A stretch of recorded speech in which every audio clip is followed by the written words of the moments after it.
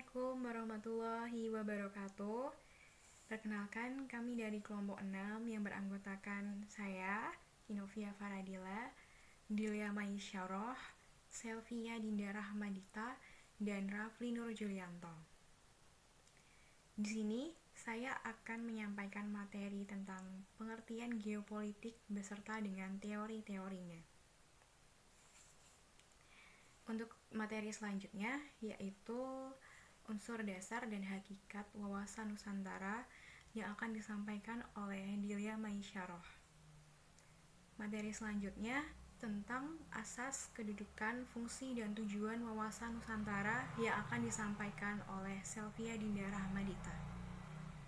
Dan yang terakhir yaitu materi tentang implementasi dan latar belakang wawasan Nusantara yang akan disampaikan oleh Rafli Nur Julianto. Baiklah, saya akan memulai dari pengertian geopolitik. Geopolitik itu berasal dari dua kata, geo dan politik. Geo itu yang artinya bumi, dan politik yang berasal dari bahasa Yunani, yaitu politea. Poli artinya kesatuan masyarakat yang berdiri sendiri, dan tea artinya urusan. Geopolitik diartikan sebagai sistem politik atau peraturan-peraturan dalam wujud kebijaksanaan dan strategi nasional yang didorong oleh aspirasi nasional geografik, yaitu kepentingan yang titik beratnya terletak pada geografi wilayah atau teritorial dalam arti luas. Suatu negara yang apabila dilaksanakan dan berhasil akan berdampak langsung kepada sistem politik suatu negara. Sebaliknya, politik negara itu secara langsung akan berdampak pada geografi negara yang bersangkutan. Geopolitik itu bertumpu pada geografi sosial, yaitu seperti hukum geografis, mengenal situasi, kondisi, atau konstelasi geografi, dan segala sesuatu yang dianggap relevan dengan karakteristik geografi suatu negara. Geopolitik itu juga disebut dengan wawasan Nusantara. Jadi, secara umum, geopolitik itu memiliki pengertian yaitu ilmu penyelenggaraan negara yang setiap kebijakannya dikaitkan dengan masalah-masalah geografi wilayah atau tempat tinggal suatu bangsa.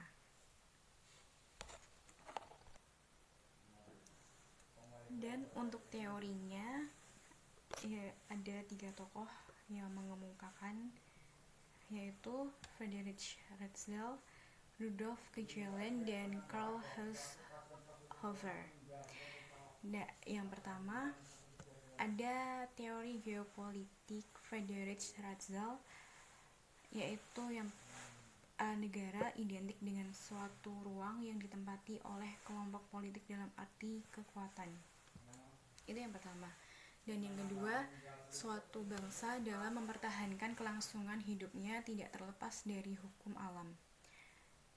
Yang ketiga, semakin tinggi budaya bangsa, semakin besar kebutuhan atau dukungan sumber daya alam. Selanjutnya ada tokoh yang bernama Rudolf Kjellén. Teorinya mengemukakan ada 3. Yang pertama, negara sebagai satuan biologi suatu organisme hidup. Yang kedua, negara merupakan suatu sistem politik atau pemerintahan yang meliputi bidang-bidang geopolitik, ekonomi politik, demopolitik, sosial politik, dan kratopolitik.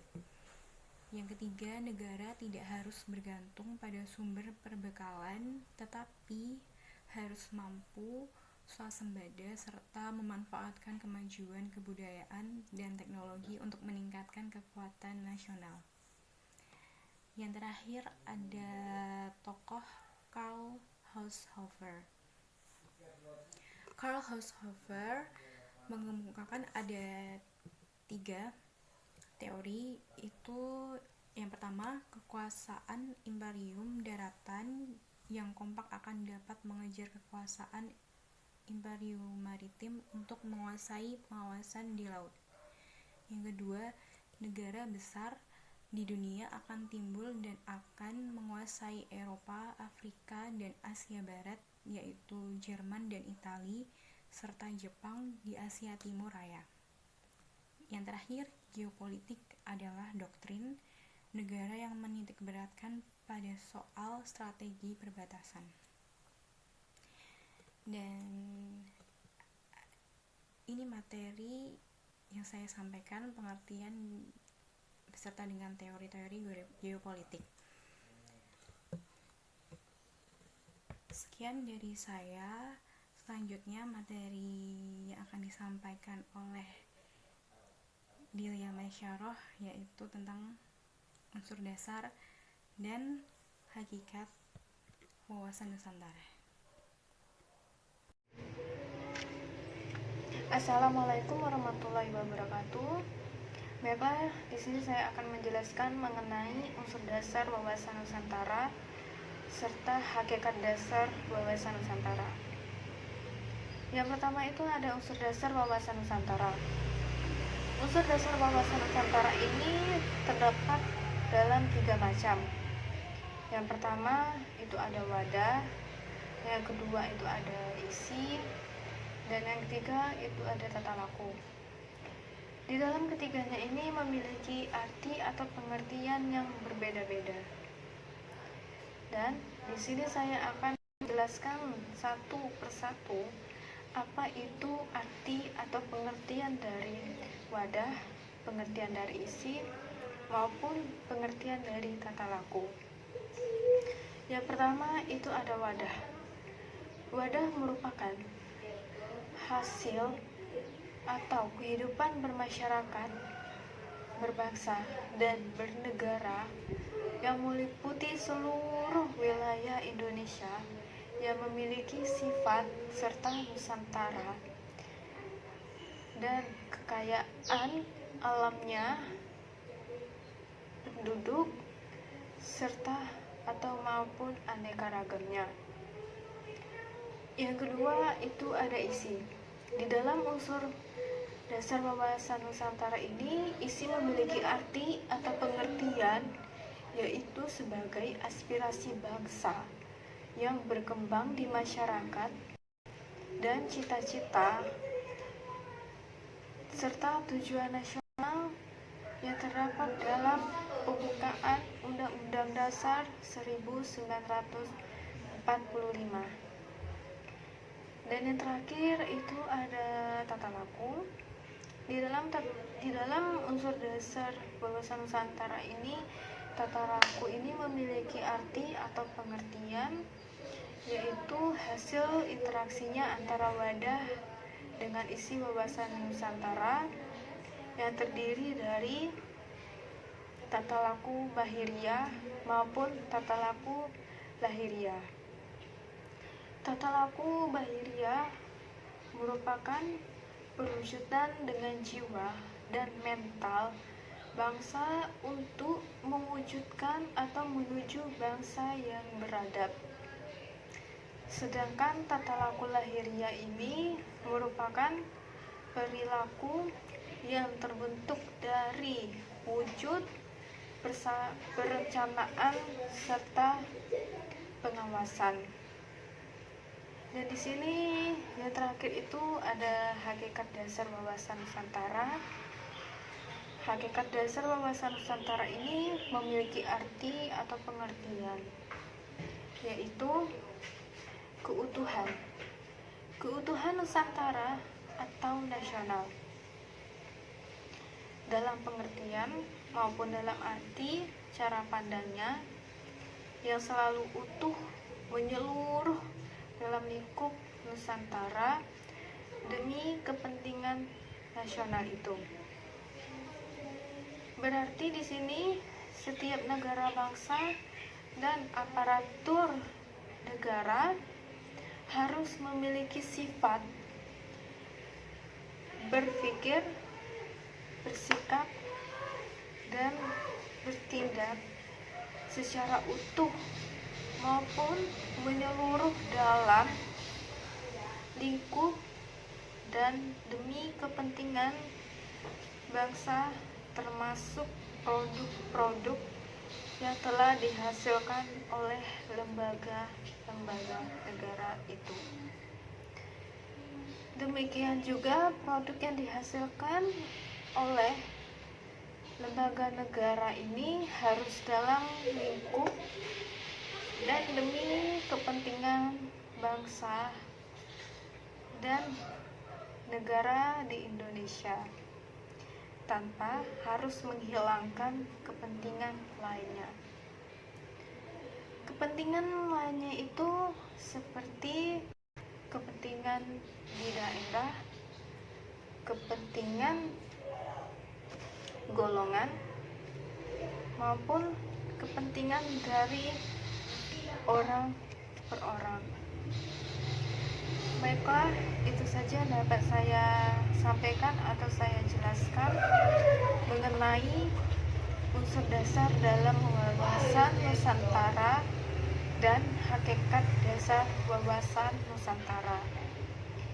Jika ada perkataan atau pengucapan saya yang salah atau penjelasan saya yang kurang jelas, saya mohon maaf, dan kurang lebihnya saya tutup dengan wassalamualaikum warahmatullahi wabarakatuh. Perkenalkan, nama saya Salvia Dinda Rahmadita, NPM 19.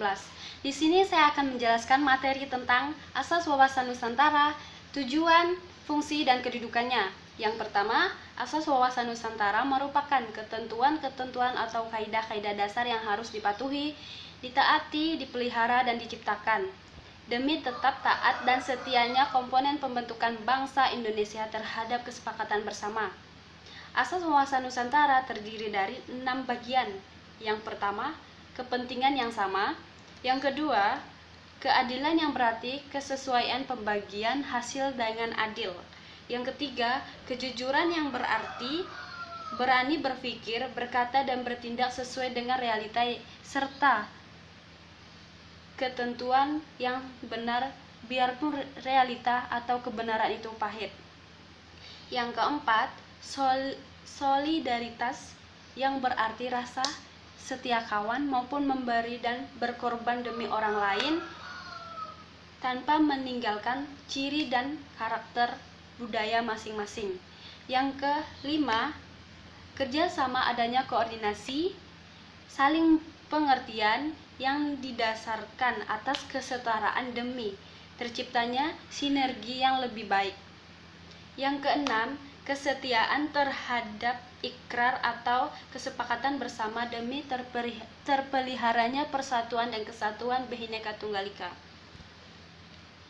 Dan kedudukan wawasan Nusantara merupakan suatu posisi atau status yang sangat penting dalam wawasan Nusantara yang memiliki tentang ajaran yang diyakini kebenarannya oleh masyarakat untuk mencapai dan mewujudkan tujuan nasional. Dalam wawasan Nusantara dapat dilihat secara stratifikasinya. Yang pertama, Pancasila sebagai falsafah, ideologi bangsa, dan dasar negara yang berkedudukan sebagai landasan ideal. Yang kedua, dalam Undang-Undang Dasar 1945 sebagai landasan konstitusi negara berkedudukan sebagai landasan ideal. Yang ketiga, wawasan nasional sebagai fiksi nasional yang berkedudukan sebagai landasan konsepsional. Yang kelima, GBHN sebagai politik dan strategi nasional yang merupakan kebijaksanaan dalam dasar nasional berkedudukan sebagai landasan operasional. Dan yang fungsinya, fungsi wawasan Nusantara. Wawasan Nusantara berfungsi sebagai pedoman, motivasi, dorongan, serta rambu-rambu dalam menentukan segala jenis kebijaksanaan, keputusan, tindakan, dan perbuatan bagi penyelenggara negara tingkat pusat dan daerah maupun bagi seluruh rakyat Indonesia dalam kehidupan bermasyarakat, berbangsa, dan bernegara. Sedangkan tujuan wawasan Nusantara untuk mewujudkan kesatuan dalam aspek kehidupan baik alamiah maupun sosial yang tujuannya untuk menjunjung tinggi kepentingan nasional dan kepentingan kawasan untuk membina kesejahteraan di seluruh dunia. Hal tersebut dapat membentuk kita dalam nasionalisme di kehidupan dengan tujuannya dapat meningkatkan rasa saling menghormati dan saling memberi semangat dalam berbangsa Indonesia dengan pemahaman dan penghayatan wawasan Nusantara. Dan wawasan Nusantara memiliki tujuan dalam bidang kehidupan dengan mengutamakan kepentingan nasional daripada perorangan, kelompok, golongan, suku, atau daerah. Kepentingan tersebut dihargai agar tidak bertentangan dari kepentingan nasional. Saya Muhammad Rafli Nur Julianto, NPM 39, akan menjelaskan tentang implementasi wawasan Nusantara dan latar belakang wawasan Nusantara. Implementasi wawasan Nusantara antara lain: pertama, implementasi dalam kehidupan politik, yaitu menciptakan iklim penyelenggaraan negara yang sehat dan dinamis, mewujudkan pemerintah yang kuat, aspiratif, dan dipercaya. Kedua, implementasi dalam kehidupan ekonomi, yaitu menciptakan tatanan ekonomi yang benar-benar menjamin pemenuhan dan peningkatan kesejahteraan dan kemakmuran rakyat secara merata dan adil. 3. Implementasi dalam kehidupan sosial budaya, yaitu menciptakan sikap batiniyah lahiriah yang mengakui, menerima, dan menghormati segala bentuk perbedaan. Keempat, implementasi dalam kehidupan pertahanan keamanan, menimbulkan kesadaran cinta tanah air dan membentuk sikap bela negara pada setiap WNI. Latar belakang wawasan Nusantara antara lain: 1. Filsafah Pancasila, yaitu nilai-nilai Pancasila mendasari pembangunan wawasan nasional, antara lain memberikan kesempatan menjalankan ibadah sesuai agama masing-masing sebagai wujud nyata penerapan HAM, mengedepankan kepentingan masyarakat yang lebih luas tanpa mementingkan kepentingan golongan. Kedua, aspek wilayah Nusantara, yaitu kondisi objektif geografi Indonesia yang terdiri atas ribuan pulau, memiliki karakteristik yang berbeda dengan negara yang lainnya. Ketiga, aspek sosial budaya.